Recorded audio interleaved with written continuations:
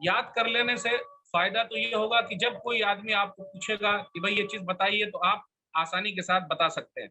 और लिख कर करने का ये फायदा होगा, जो आप लिखेंगे कि दोबारा अगर किताबी शक्ल में देना चाहे तो आप आराम से किताबी शक्ल में उसको ला सकते हैं, उसमें हरज की बात नहीं। तो मेहनत एक मर्तबा करनी पड़ेगी और उसका फायदा आपको हमेशा होगा। इसलिए हमेशा कोशिश कीजिए लिख कर तकरीर कीजिए। दूसरे के नोट्स रखिए जरूर, लेकिन खुद कागज कलम लाइए और उसको लिखिए।